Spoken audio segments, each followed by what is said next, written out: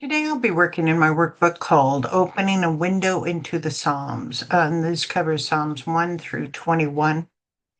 Normally, with the first Psalms of each book, I will go over these intro pages, but where we're not on the first Psalm of this book, I will just let you have a moment to take a look at it. You can stop the video if you want to read this further. Separating the Psalms into groups, they're separated into 5 books into different types. And the musical nature of the Psalms, there's quite a lot of words that we translate into certain things, and that shows up here. And then we also have the poetic features of the Psalms, which I get into a lot when I study the Psalms. Here's the ones that are showing up in this book. Now, in the table of contents, we are on now Psalm 5. Lord, lead me in your righteousness. Now, I will tell you that the titles of these psalms come from New King James. I don't think they weren't designed with titles, but New King James gives them a title, and it's a little easier to have a title. So that's why I have a title. So this one is called "Lead Me to Your Righteousness," and okay, so I have divided this up so that we could study it. And so let's read the first 7 chapters. Again, this is to the choir master for the Neholoth, the Psalm of David. We will talk about all that in our introduction. Anyway, the first 7 verses of this chapter. Listen to my words, Lord. Consider my lament. Hear my cry for help, my King and my God. For to you I pray. In the morning, Lord, you hear my voice. In the morning, I lay my request before you and wait expectantly. For you're not a God who is pleased with wickedness. With you, evil people are not welcome. The arrogant cannot stand in your presence. You hate all who do wrong. You destroy those who tell lies, bloodthirsty and deceitful. You, Lord, detest. But I, by your great love, can come into your house in reverence. I bow down towards your holy temple. So the comments on the Psalm. It is part of the first book of Psalms, which we know the first book is from Psalms 1 to 41. According to the NIV study, Psalm 5 is grouped in Psalms 3 to 14, which is composed of 12 prayers divided by 2 groups of 5, with the sixth, 8 and 14, that characterize the human condition. In the case of Psalm 5, it's a plea for deliverance from foes. According to Jamieson, Fawcett, and Brown, Psalm 5 is considered a didactic or wisdom psalm, and that the author, David, compares good versus evil people. The Nelson Study Bible identifies it as an individual lament psalm, as David is in deep distress. So, first thing I wanted to mention here is I've only taken a samples of commentaries. Every commentator on Psalms will say something different, so I just took a sampling. And a didactic, a wisdom psalm, is much like the book of Proverbs, good versus bad, good versus bad. And so now we get into, if we can define where it might have been in the time of history written. The Thomas Nelson Chronology Bible places the poem in David's final years. The Blue Letter Bible places this psalm also when David was fleeing from Absalom in 1023 BC. David does not give us any clues, so it could be any time in his life where he has enemies, and he had plenty of time of enemies. David wrote this psalm to the choir master, which is interchangeable with the chief magician. In David's time, this would either be Asaph, Jeduthun, or Heman. Asaph was a prominent Levite, a worship leader, and a magician in the court. He composed or co-authored several psalms. Jeduthun, also known as Ethan, was also a prominent Levite magician. Heman the Ezrahite was a Levite, seer, songwriter, and magician. He also wrote a psalm. All these were at one time considered the choir master or chief magician. It was played on a Neholoth, or a flute. Psalm 5 has 5 sections. The first is David's morning prayer, verses 1 through 3. The second section is what God doesn't like, verses 4 through 6. The third section is David in contrast to those in the second section, verses 7 through 8. And of course, we'll get through those next time. When we move forward in the psalm.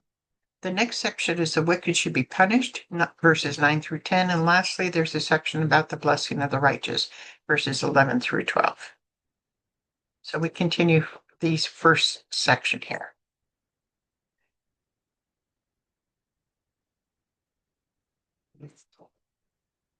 And the first section is David's morning prayer, Psalms 1 through 3. Now, this section has both a three-part synonymous parallelism as well as a repetition. It also is part of the large whole psalm poetic structure, which we'll talk about at the end of the verses. David starts verse 1 with, "Listen to my words, Lord." Which two other phrases in verses 1 through 3 say the same thing? Consider my lament, hear my cry. Verse 1 also uses the phrase, consider my lament, which means consider my prayer. But two other phrases in verse 1 through 3 say the same thing. Okay, so if we change that, listen to my words would also be, hear my cry for help, hear my voice, Lord. So the first line, so going back to number 1, first line of each one would say the same thing. Verse 1 also uses the consider my lament, which means consider my prayer. What phrases in verses 1 through 3 say the same thing? For to you I pray. In the morning I lay my requests before you. What time of day does David lay his request before God, according to verse 3? In the morning. Notice the repetition structure in verse 3 with the phrase in the morning. This phrase is why this psalm is considered a morning psalm. So let's look at verse 3. In the morning, in the morning. Okay, there's a repetition there. Notice morning is also when Jesus prayed. Mark 1:35. Now in the morning, having risen a long while before daylight, Jesus went out and departed to a solitary place, and there he prayed. At the end of verse 3, David adds the phrase that is not in verses 1 and 2. What is it? What does he mean by it? Is there something we should do too? Verse 3, I lay my request before you and wait expecting thee. So it's waiting expecting thee, and we should do that as well.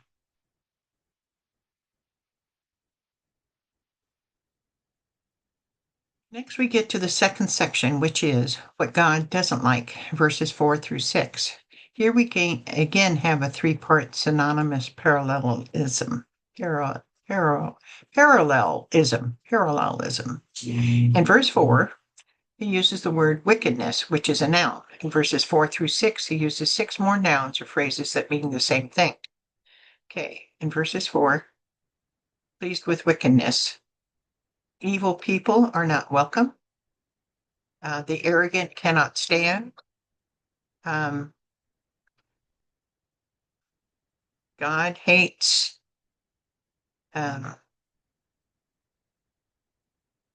all who do wrong, and God destroys those who tell lies, and the bloodthirsty and deceitful he detests. Yeah. In verse 4, we have an action of God. God is not pleased. In 4 through 6, we have 3 other actions of God.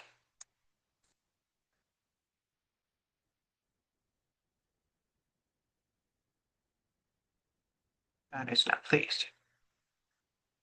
Okay. See. Let's see here. What else do I have? God hates all who does wrong. Let's see. And you destroy the bloodthirsty and destroys the bloodthirsty and deceitful, right? He detests. In verse 4, We have something evil people cannot do. They are not welcome by God. What does verse 5 say they cannot do as well? They cannot stand in God's presence. The third section is David in contrast to the people in the second section, verses 7 and 8.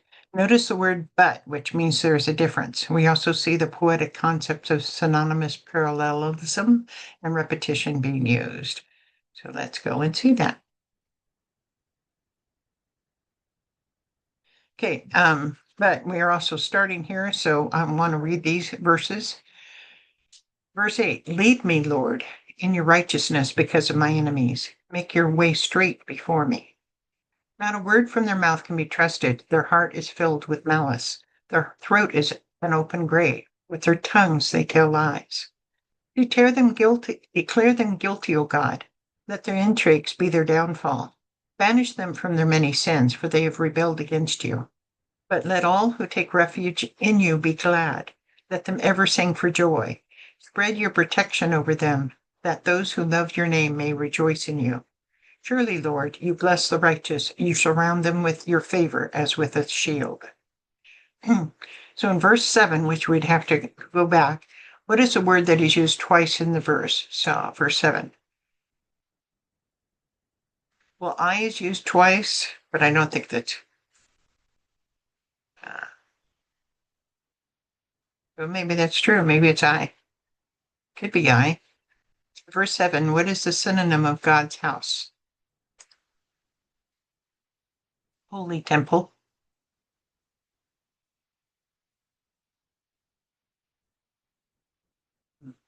In verses 4 and 5, the wicked are not welcome, nor can they stand in the presence of God.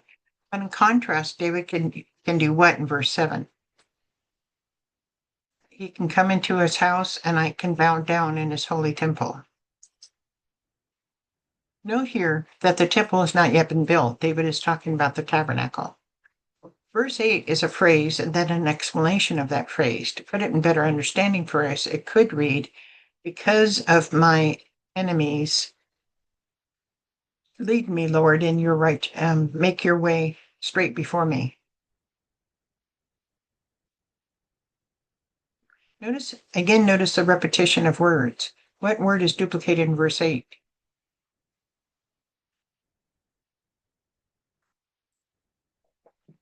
Me?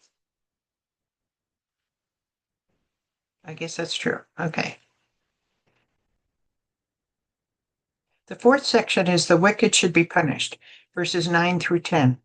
For poetic structure, we have synonymous parallelism, body parts to illustrate the story, and an imprecatory prayer.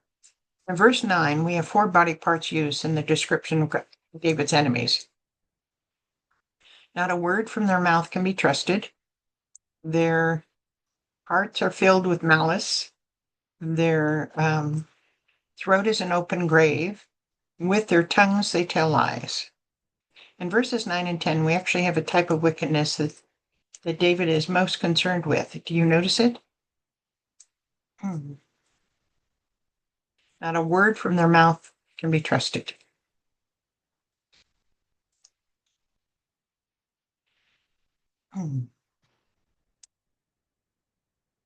Okay. And their throat is an open grave. With their tongues they tell lies. Let their intrigues be their downfall. What is the type of wickedness he's referring to here? It is the words that they use. There are 2 New Testament scriptures that have the same idea. Jesus says, brood of vipers, how can you be evil? Speak good things, for out of the abundance of the heart the mouth speaks. Romans 3:13. Paul says, their throat is an open tomb. With their tongues they have practiced deceit. In verse 10, we have what is called an imprecatory prayer, a prayer that demands God takes vengeance upon the writer's enemies. God gave imprecatory prayers several times in his Psalms. We also see Nehemiah give this prayer in Nehemiah 4:4-5. Although we don't know how God answered these prayers of David, we do see in Nehemiah that instead of taking vengeance on his enemies, God made the people of Israel stronger in their resolve. What are the action that David wants God to take against his enemies in verse 10? Declare them guilty, God. Let their intrigues be their downfall, and banish them for their many sins. Now we have the last section, which is blessing the righteous, verses 11 and 12. Here we have antithetical parallelism, that is contrasting opposing ideas, and also one synonymous parallelism in verse 11. So, first, the antithetical parallelism. We have two instances in this psalm of this poetic feature. First, we indicated one instance in the contrast of verse 5 with verse 7. Another is in verses 10 and 11. In 10, the wicked are banished, whereas in 11, what is the opposite of banished?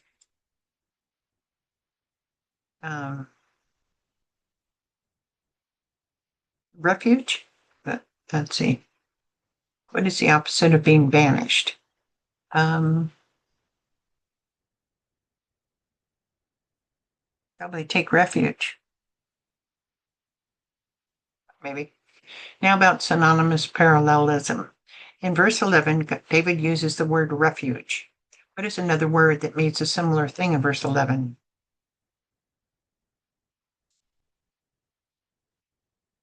Protection. In verse 11, David uses the word glad. What are two other words that mean similar things? Glad, joy, rejoice. And now the blessing of the righteous, which is verse 12. In verse 12, David says the righteous are blessed. How are they blessed? The Lord's favor has surrounded them like a shield. This psalm also multiplies of the number 5. First, it's the 5th psalm. Second, there are 5 words in the title. Third, there are 5 uses of the word Lord. And fourth, there are 5 sections. And lastly, there are 5 uses of the word God, or a synonym of it, King, your name. So how the psalm lives on. The Jews would use this as a morning prayer due to verse 3. Okay, so that's the end of this psalm. I hope that you found it useful. Have a good day now.